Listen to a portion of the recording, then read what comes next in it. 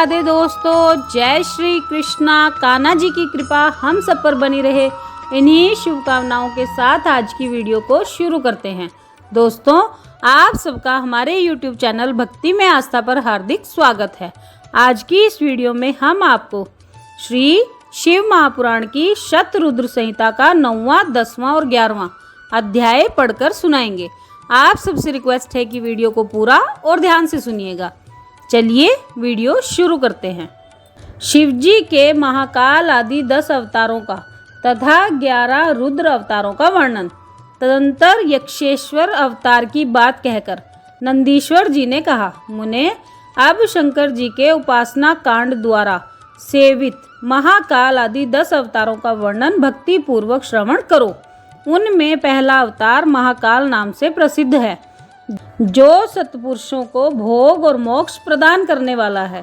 उस अवतार की शक्ति भक्तों की मनोवांछा पूर्ण करने वाली महाकाली है।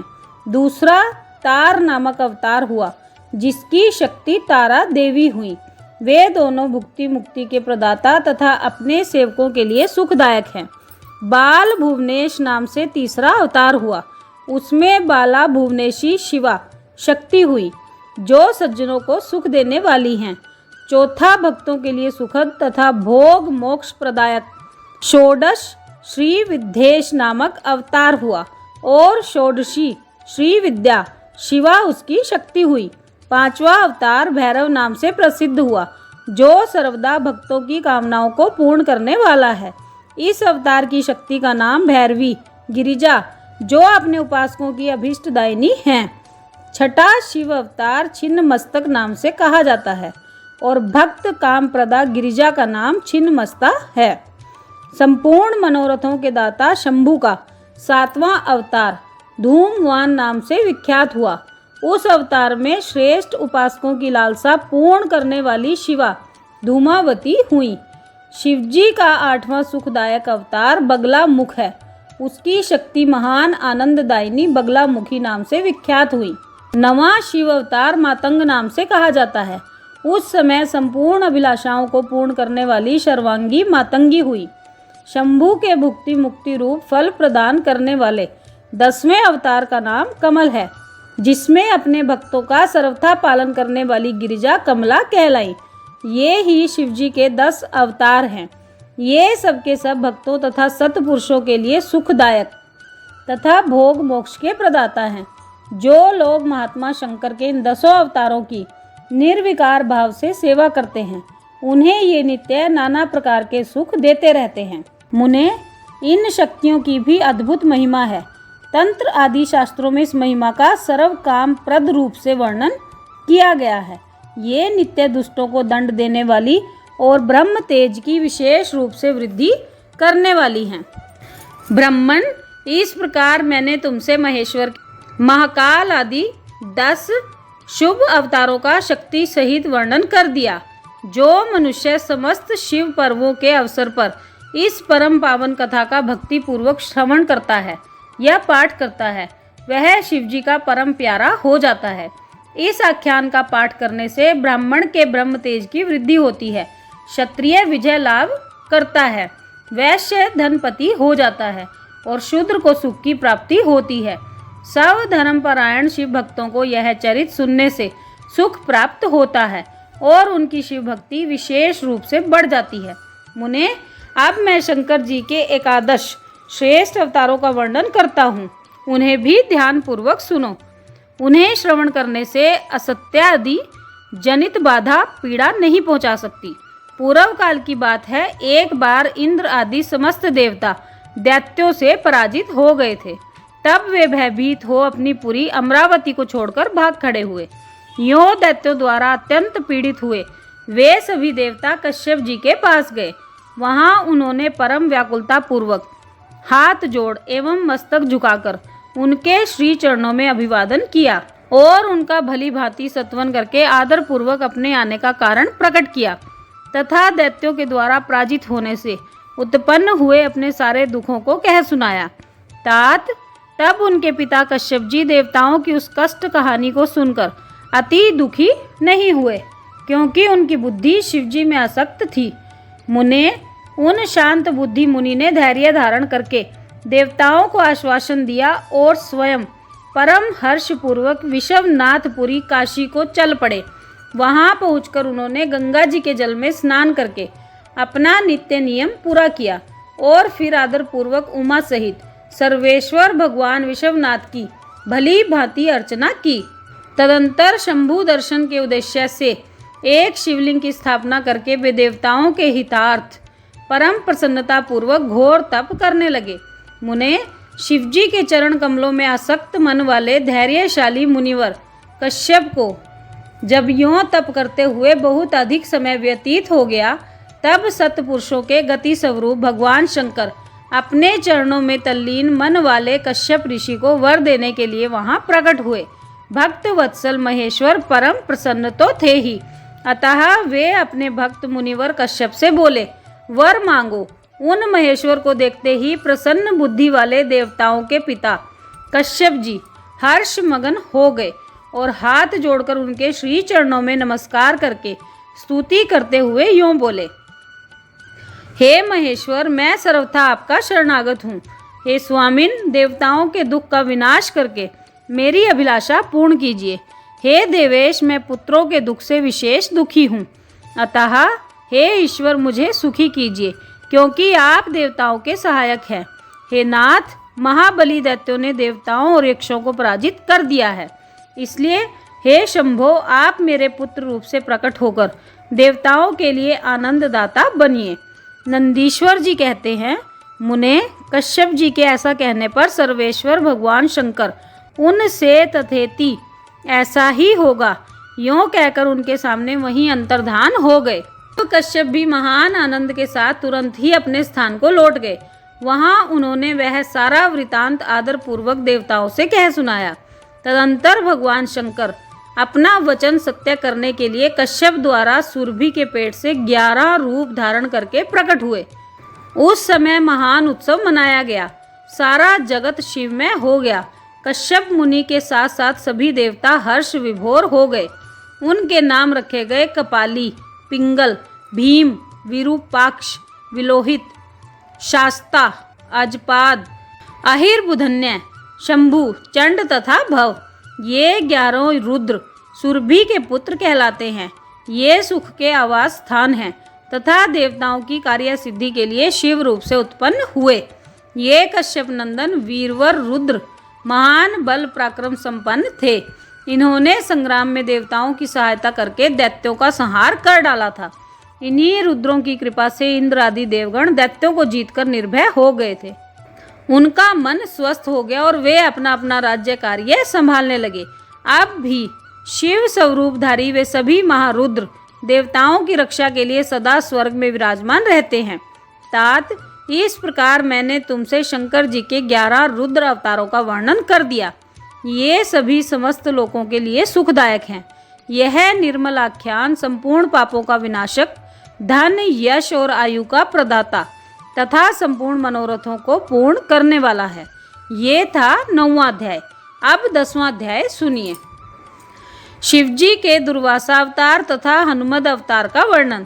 नंदीश्वर जी कहते हैं, महामुने, अब तुम शंभु के एक दूसरे चरित को, जिसमें शंकर जी धर्म के लिए दुर्वासा होकर प्रकट हुए थे, प्रेम पूर्वक श्रवण करो। अनुसुईया के पति ब्रह्मवेता तपस्वी अत्रि ने ब्रह्मा जी के निर्देशानुसार पत्नी सहित ऋक्षकुल पर्वत पर जाकर पुत्र कामना से घोर तप किया। उनके तप से प्रसन्न होकर ब्रह्मा, विष्णु और महेश्वर तीनों उनके आश्रम पर गए। उन्होंने कहा कि हम तीनों संसार के ईश्वर हैं। हमारे अंश से तुम्हारे 3 पुत्र होंगे, जो त्रिलोकी में विख्यात तथा माता पिता का यश बढ़ाने वाले होंगे। यों कहकर वे चले गए। ब्रह्मा जी के अंश से चंद्रमा हुए, जो देवताओं के समुद्र में डाले जाने पर समुद्र से प्रकट हुए थे। विष्णु जी के अंश से श्रेष्ठ संन्यास पद्धति को प्रचलित करने वाले दत्त उत्पन्न हुए और रुद्र के अंश से मुनिवर दुर्वासा ने जन्म लिया। इन दुर्वासा ने महाराज अम्बरीश की परीक्षा की थी। जब सुदर्शन चक्र ने इनका पीछा किया, तब शिवजी के आदेश से अम्बरीश के द्वारा प्रार्थना करने पर चक्र शांत हुआ। इन्होंने भगवान राम की परीक्षा की। काल ने मुनि का वेश धारण करके श्री राम के साथ यह शर्त की थी कि मेरे साथ बात करते समय श्री राम के पास कोई ना आए, जो आएगा उसका निर्वासन कर दिया जाएगा। दुर्वासा जी ने हट करके लक्ष्मण को भेजा। तब श्री राम ने तुरंत लक्ष्मण का त्याग कर दिया। इन्होंने भगवान श्री कृष्ण की परीक्षा की और उनको श्री रुक्मिणी सहित रथ में जोता। इस प्रकार दुर्वासा मुनि ने अनेक विचित्र चरित्र किए। मुने, अब इसके बाद तुम हनुमान जी का चरित्र श्रवण करो। हनुमत रूप से शिवजी ने बड़ी उत्तम लीलाएं की हैं।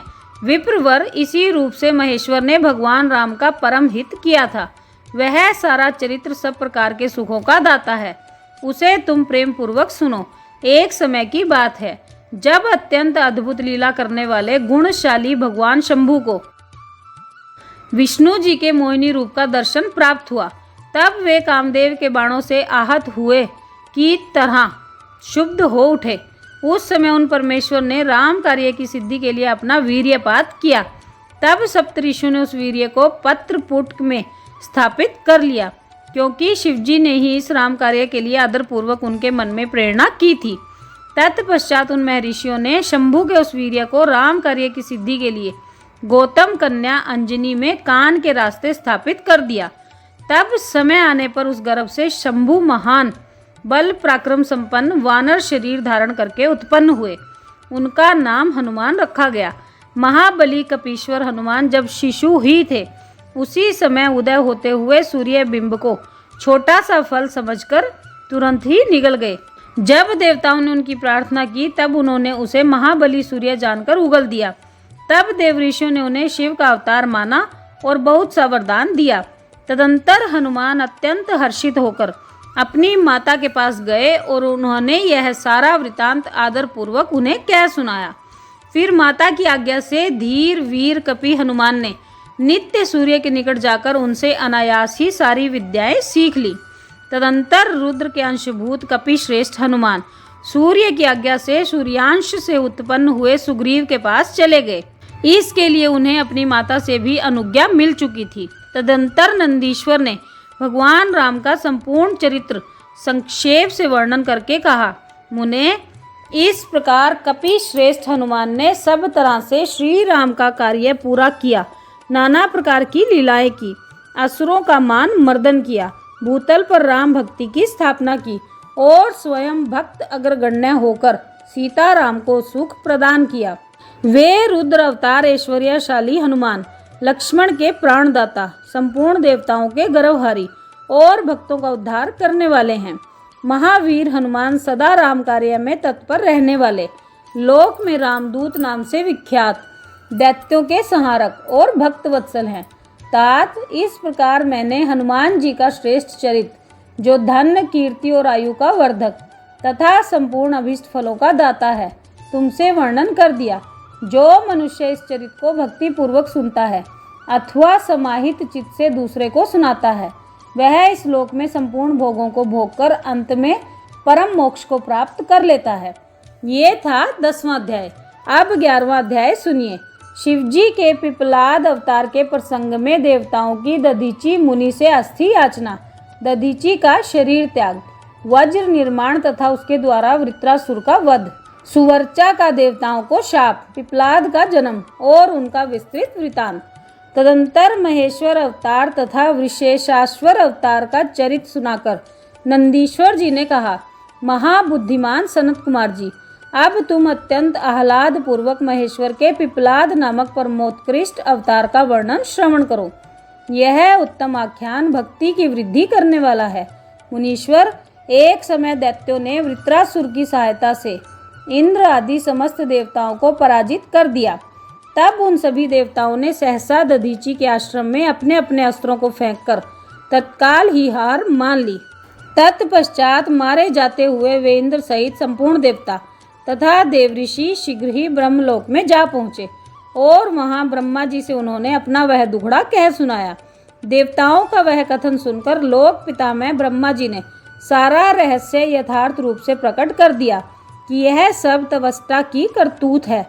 त्वष्टा ने ही तुम लोगों का वध करने के लिए तपस्या के द्वारा इस महातेजस्वी वृत्रासुर को उत्पन्न किया है। यह दैत्य महान आत्मबल से संपन्न तथा समस्त दैत्यों का अधिपति है। अतः अब ऐसा प्रयत्न करो जिससे इसका वध हो सके। बुद्धिमान देवराज, मैं धर्म के कारण इस विषय में एक उपाय बतलाता हूँ, ध्यान पूर्वक सुनो। जो दधीची नाम वाले महामुनि हैं, वे तपस्वी और जितेंद्रिय हैं। उन्होंने पूर्व काल में शिवजी की समाराधना करके वज्र सरीखी अस्थियां हो जाने का वर प्राप्त किया है। अतः तुम लोग उनसे उनकी हड्डियों के लिए याचना करो, वे अवश्य दे देंगे। फिर उन अस्थियों से वज्र दंड का निर्माण करके तुम निश्चय ही उससे वृत्रासुर को मार डालना। नंदीश्वर जी कहते हैं, मुने, ब्रह्मा का यह वचन सुनकर इंद्र, देव गुरु बृहस्पति तथा देवताओं को साथ ले तुरंत ही दधीची ऋषि के उत्तम आश्रम पर आए।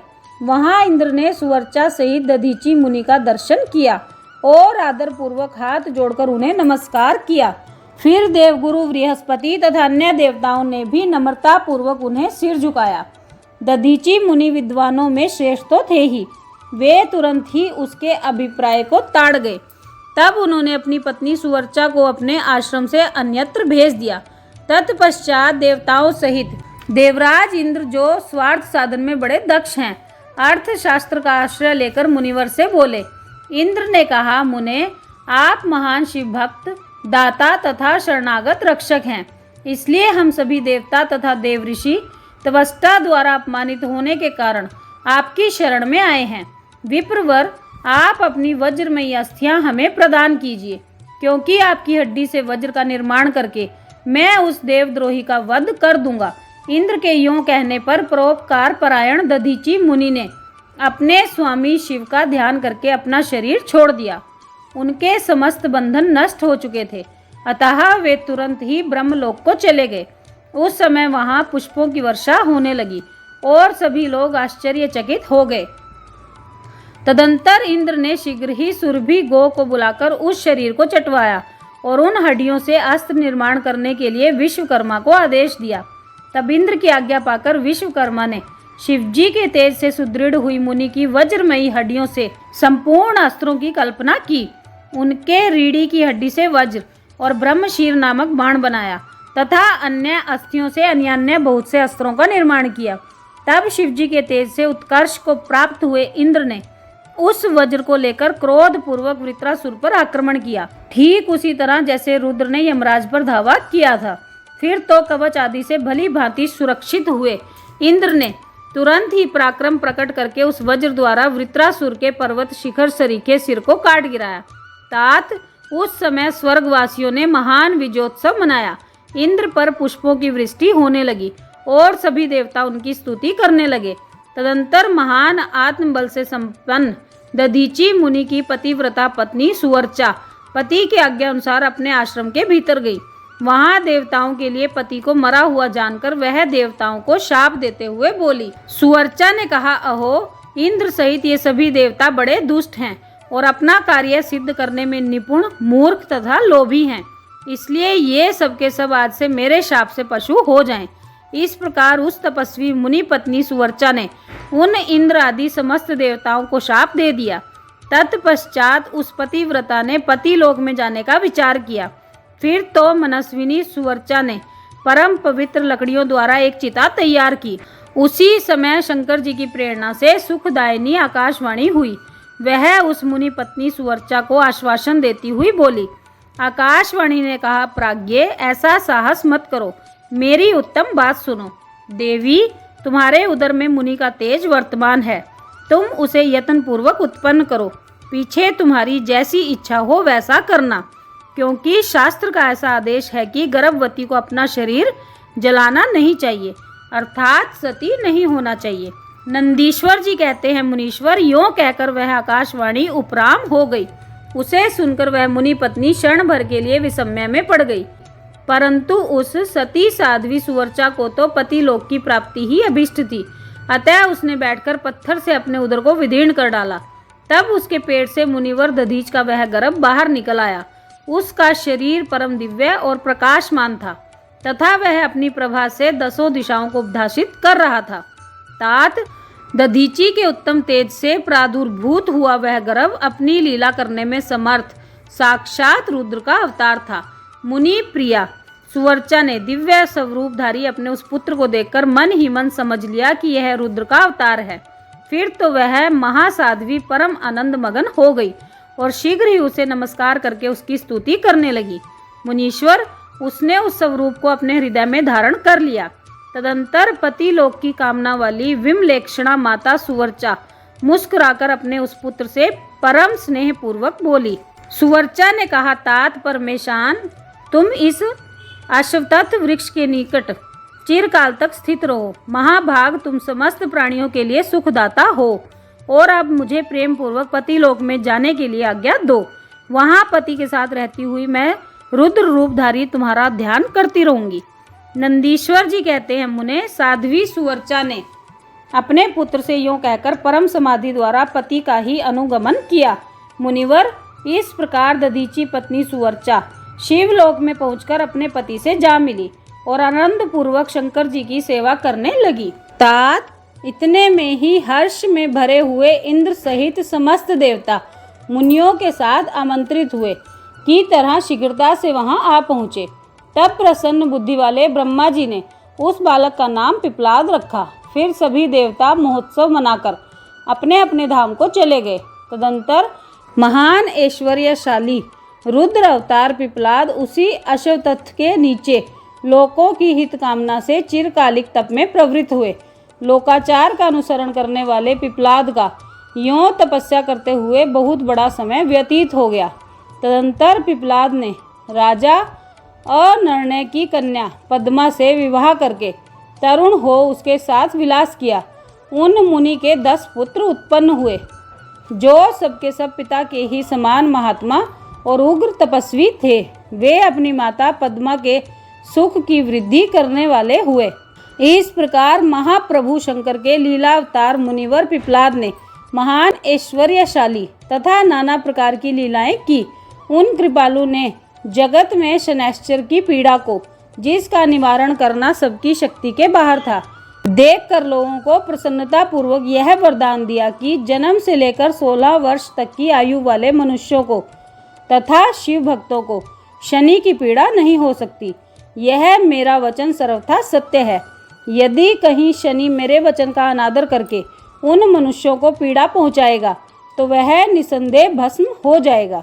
तात इसलिए उस भय से भीत हुआ गृह श्रेष्ठ शनैश्चर विकृत होने पर भी वैसे मनुष्यों को कभी पीड़ा नहीं पहुंचाता।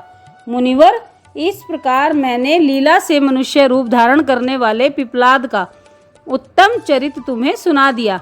यह संपूर्ण कामनाओं को पूर्ण करने वाला है। गाधी, कौशिक और महामुनि पिपलाद, ये तीनों स्मरण किए जाने पर शनैश्चर जनित पीड़ा का नाश कर देते हैं। वे मुनिवर दधीची जो परम ज्ञानी सत्पुरुषों के प्रिय तथा महान शिव भक्त थे, धन्य हैं जिनके यहाँ स्वयं आत्मज्ञानी महेश्वर पिपलाद नामक पुत्र होकर उत्पन्न हुए।